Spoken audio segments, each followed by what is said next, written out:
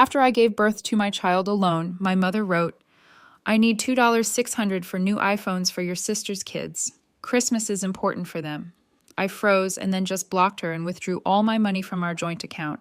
When my mother found out about it, I was staring at my phone screen, reading the message for the third time, my 2-week-old daughter sleeping in my arms. I need $2,600 for new iPhones for your sister's kids. Christmas is important for them. My mother. The woman who hadn't called me once during my entire pregnancy, the woman who didn't answer when I went into labor at 3:00 a.m. and had to take an Uber to the hospital because I had no one else, and now she wanted money for iPhones. Let me back up because you need to understand how I got here. My name is Ruby. I'm 20 years old, and 2 weeks ago I gave birth to the most beautiful baby girl completely alone. No mother holding my hand, no father pacing in the waiting room, just me, a nurse named Patricia, who felt sorry for me and the overwhelming terror of becoming a parent when I still felt like a kid myself. 6 months before that, I told my boyfriend Derek about the pregnancy. We'd been together for almost 2 years, and I actually thought he'd be happy. He looked at me like I just told him I had some contagious disease. 3 days later, his stuff was gone from our apartment. He moved to Portland with some girl he met online, blocked me on everything. And that was it. The father of my child just vanished. Do you think I should have seen it coming? I called my mother that night, crying so hard I could barely breathe. You know what she said. Ruby, I have enough problems. Your sister Lauren just got divorced, and she's moving back in with her 3 kids. I can't deal with your drama right now. Drama. My entire life falling apart was drama. My father got on the phone for exactly 45 seconds.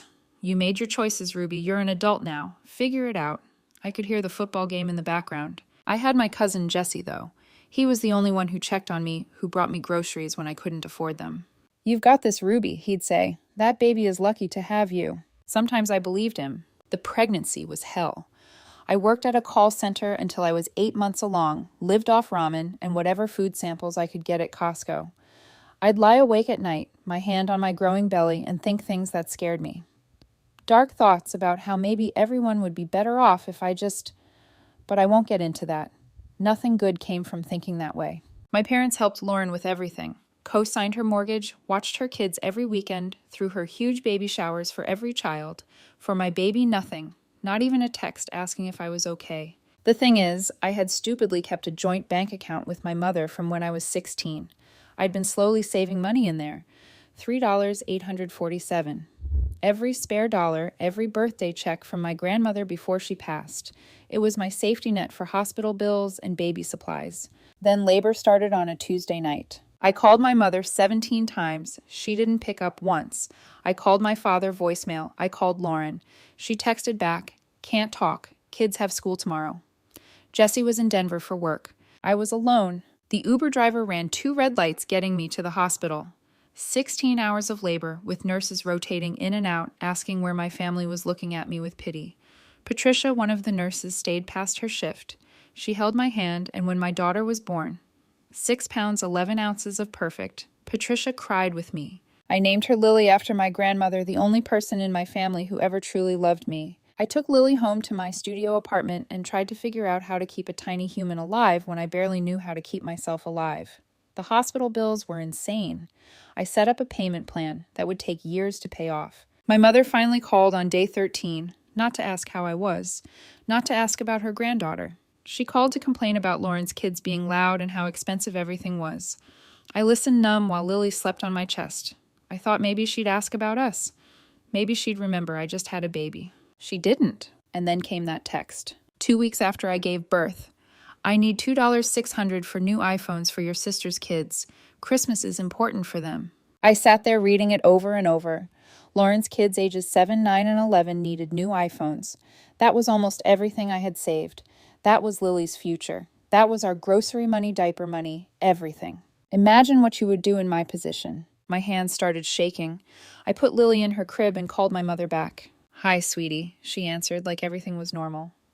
Did you get my message about the phones? Yes, I got it. Great. Can you transfer it today? I want to order them before... No. Silence. What? I said, no, Mom. I'm not giving you $2,600 for iPhones. Her voice went cold and sharp. Ruby, don't be selfish. You know how hard this year has been for Lauren. Those kids deserve a nice Christmas. It's not Lily's fault her father left either, I said quietly. or that her grandmother didn't care enough to check if she was born alive. Oh, don't be dramatic. I've been busy. Did you know I almost died during delivery? I interrupted. Did you know my blood pressure spiked and they had to monitor me for seizures? Did you even wonder? Do you think she apologized? This isn't about you, Ruby. This is about family, about doing the right thing for the kids. And that's when something inside me just broke. Or maybe it finally healed. You're right, I said. This is about family, which is why I'm taking care of mine. I hung up. I logged into the bank account staring at that $3,847. I transferred every single dollar to my personal account. Then I removed her from the joint account and closed it. My phone started ringing immediately. I blocked her number, then my father's, then Lauren's. Jesse called 5 minutes later. What's going on? Your mom just called me screaming. Tell me honestly, Jesse. Do you think I'm wrong? He was quiet for a moment.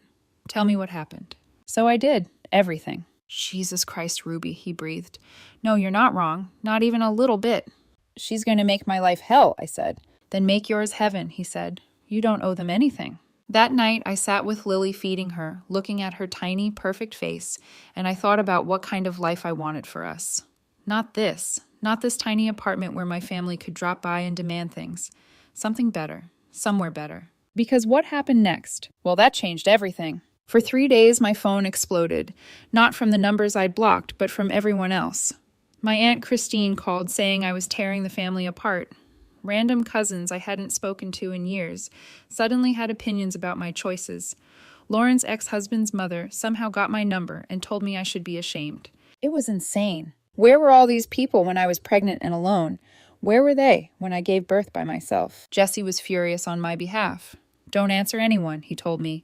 They don't get to have opinions about your life when they weren't there for any of it. I focused on Lily. She was all that mattered. I'd go to the grocery store with my carefully calculated list, buying the cheapest diapers, the store brand formula as backup. I was surviving, but barely. Then on a Thursday afternoon, I was at Target with Lily in her carrier, trying to decide if I could afford the good wipes or if I had to stick with the scratchy cheap ones. That's when I heard it. Ruby. I turned around and my heart literally stopped. Standing there holding a basket with fancy coffee and protein bars was Derek, my ex. Do you think I was ready for that? Derek, I said flatly. My hand instinctively went to Lily's carrier protective. He looked good, healthy, well-rested, everything I wasn't. I heard you had the baby, he said awkwardly. I mean, I saw something on Facebook. Is that? Yes, this is your daughter, Lily. My voice was ice. He stepped closer, trying to peek at her, and I actually moved the carrier away. She's beautiful, he said quietly. Ruby, I've been thinking a lot lately about what I did. I was scared and stupid and... You left, I interrupted.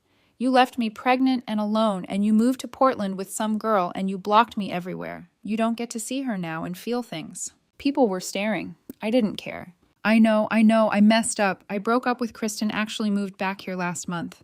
I've been wanting to reach out, but I didn't know how. He ran his hand through his hair. Can we talk? Maybe grab coffee? The audacity of men, I swear. And no, Derek, we can't grab coffee. You can, however, start paying child support. My lawyer will be in touch. I didn't have a lawyer. I could barely afford groceries, but the look on his face was worth it. I walked away shaking Lily, starting to fuss. In the parking lot, I sat in my car and just breathed. That's when I noticed the note on my windshield. My first thought was that it was a parking ticket, which would have just been perfect, but it wasn't. It was a handwritten note on nice cardstock. I saw what happened in there. You handled that with serious grace. If you ever need someone to talk to who understands complicated family stuff, here's my number. Carter. There was a phone number at the bottom. I looked around the parking lot confused. Who leaves notes like this? Was this some weird scam? But something about it felt genuine. Would you have texted the number? Because I almost didn't. But that night after Lily finally fell asleep and I was sitting alone in my apartment eating cereal for dinner, I looked at that note again and I thought, what did I have to lose? I texted, "This is Ruby from Target. This isn't some weird pyramid scheme thing, right?" The response came in less than a minute. No pyramid schemes, I promise. I'm Carter.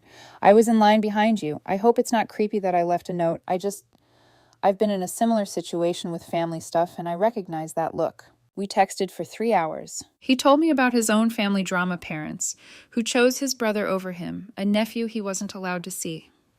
I told him about my situation, carefully leaving out some of the worst parts. He was easy to talk to. Funny. Kind. Want to meet for actual coffee sometime? He texted around midnight. Somewhere public, obviously. You can bring Lily. I promise I'm not a serial killer. That's exactly what a serial killer would say, I replied. Fair point, he texted. How about this? We meet at that coffee shop on Main Street, the one that's always crowded. 2 p.m. on Saturday. You can leave whenever you want. No pressure. I agreed, then immediately panicked. What was I doing? I had a 2-week-old baby. I was broke. I was a mess. Why would anyone want to have coffee with me? But Saturday came and I showed up. Carter was already there. Tall, dark hair, nice smile, probably early 30s. He stood up when he saw me, helped me get Lily's carrier settled, ordered my coffee, and refused to let me pay. So, he said once we sat down, I'm going to be completely honest with you because I feel like you appreciate honesty. Oh no, here it comes. He's married. He's moving. He's in a cult. I own a software company, he said. I sold it 2 years ago for a lot of money. I'm 32, I'm single, and I'm probably going to sound insane right now. But when I saw you in Target standing up to that guy, protecting your daughter, I don't know. I had to meet you. I just stared at him. You're rich. He laughed. I'm comfortable. Yeah. And you left a note on my windshield. I panicked. I'm actually terrible at talking to women I find interesting. The note seemed less scary than approaching you in the store. We talked for 2 hours. He told me about his company, his family situation, his life. I told him about mine. He didn't judge. He didn't give advice I didn't ask for. He just listened. When Lily started fussing, he said, Can I see you again? Maybe dinner next week. I have a baby, I said stupidly. I noticed, he grinned. She can come too. I actually really like kids. Imagine how I felt sitting there, this complete stranger being kinder to me in 2 hours than my own family had been in months. Over the next 3 weeks, Carter and I saw each other 5 times. He never pushed, never made me uncomfortable. He'd bring dinner to my apartment, so I didn't have to worry about taking Lily out. He'd hold her while I ate, talking to her in this sweet voice that made my heart hurt. One night, he looked around my tiny studio and said carefully, Ruby, can I ask you something without you getting mad? That's a terrible start to a question. Are you safe here financially? I mean, are you okay? I wanted to lie. I wanted to pretend everything was fine, but I was so tired of pretending. No, I whispered. I'm not okay. I'm drowning. What he said next absolutely shocked me. Move in with me. I actually laughed. What, Carter? We've known each other for 3 weeks. That's insane. I know how it sounds, he said quickly, but hear me out. I have a 4-bedroom house in Asheville, North Carolina. You and Lily can have your own space, your own floor, actually. No pressure, no expectations, just safety, stability. That's completely crazy, I said. But my heart was pounding. Why not? He looked at Lily sleeping peacefully in his arms. I'm not asking you to marry me. I'm asking if you want a chance to give your daughter a better life. I have the space, I have the resources, and honestly, I like having you around. Do you think I should have said yes right away? Because I didn't. I need to think about it, I said. Jesse called me the next morning. Your mom showed up at my place last night, he said. She's losing it, Ruby. She's telling everyone you stole from her that you're an unfit mother, that she's going to sue for grandparents' rights. My blood ran cold. She can't do that. Probably not, but she can make your life hell trying. He paused. Maybe getting out of town isn't the worst idea. I told him about Carter's offer. How well do you know this guy? He asked carefully. Not well, but Jesse. He's been kinder to me in 3 weeks than our family has been in my entire life. Then trust your gut, he said, and text me the address. Check in every day. If anything feels wrong, call me. 2 days later, Carter helped me pack everything I owned into his truck. It fit easily, my whole life in a few boxes. I left no forwarding address. I changed my number. I kept only Jesse's contact. The drive to Asheville took 8 hours. When we pulled up to his house, I actually gasped. It was beautiful. A craftsman-style home with a wraparound porch, a yard, trees everywhere. This is your house, I breathed. Our house now, he said gently. Yours and Lily's too, for as long as you want. He'd already set up the nursery, an actual nursery with a crib-changing table rocking chair. That night, I gave Lily a bath in an actual bathtub and put her down in her own room. I sat in that rocking chair and cried. Relief tears, grateful tears. Over the next month, we fell into a routine. Carter worked from home. I took care of Lily-cooked meals because I wanted to contribute something. He never asked for anything. He'd come home, ask about my day play, with Lily treat us both like we mattered. Then one night, Carter was dancing around the living room with Lily singing some ridiculous made-up song. She was giggling, and he looked so happy. Something shifted in my chest. Carter, I said quietly. Thank you for all of this, for seeing me when everyone else looked away. He smiled. Ruby, you're not hard to see. We started dating officially after that. Slowly, carefully. He proved day after day that he was different. 3 months after moving in, I got a message request on Facebook from my mother. I know where you are. Lauren's husband's cousin saw you in Asheville. How dare you run away with my granddaughter? I'm calling a lawyer. I showed Carter. He read it calmly. Do you want to respond? Would you have responded? Finally, I typed. You had 17 missed calls the night I gave birth. You didn't come. You didn't ask her name. Then you asked me for $2,600 for iPhones while I was struggling to buy diapers. You don't get to be a grandmother now. You made your choice. I'm making mine. Then I blocked her. My father tried next. Your mother is heartbroken. You're being selfish. That money was for the family. I replied, that money was mine. I earned it. And family shows up. You didn't. Don't contact me again. Lauren sent a friend request. I deleted it. Jesse visited us in Asheville, met Carter, held Lily, and told me he'd never seen me this happy. You did the right thing, he said. Getting out. Starting over. 6 months after moving to Asheville, Carter proposed. Not because I needed saving, but because he loved me. He loved Lily. He wanted us to be a real family. I said yes. We got married in a small ceremony in the mountains. Jesse was there. Carter's best friend Marcus, a few neighbors. No one from my family. I didn't send them invitations. And honestly, I didn't miss them being there. My mother sent one final message months later. I heard you got married. I heard your husband has money. Maybe now you can help your sister. She's struggling. I didn't block her this time. I wanted her to see what I wrote. I am fine because I made myself fine. Because I left everyone who treated me like I didn't matter and built a life with people who actually love me. You taught me exactly what kind of mother not to be. Thank you for that lesson. Don't contact me again. That was a year ago. Now Lily is almost 2. She calls Carter Dada, and he lights up every single time. I went back to school online, and I'm studying to be a nurse, inspired by Patricia, the nurse who held my hand when no one else would. I think about my family sometimes. Wonder if they ever understood what they did to me. Wonder if they tell people I'm the bad daughter who abandoned them instead of the truth. That they abandoned me first. But mostly I don't think about them at all. I think about Lily's laugh, about Carter surprising me with coffee in bed, about the life we're building in this beautiful house in the mountains, far away from people who only saw me as someone to use. Jesse tells me my mother asks about me sometimes, usually when she wants something. He tells her the same thing. Ruby is happy now. Leave her alone. And I am happy. Finally. Genuinely happy. Some people might say I ran away.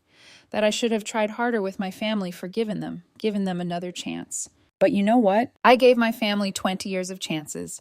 I gave them my pregnancy, my labor, my daughter's first 2 weeks of life. They chose not to show up. So I chose to leave. And that choice saved my life. Thank you for listening to my story. If you've been through something similar, or if you think I made the right choice, I'd love to hear from you in the comments. And if you think I should have handled things differently, please share your thoughts too. If you enjoyed my story, a like would mean the world to me.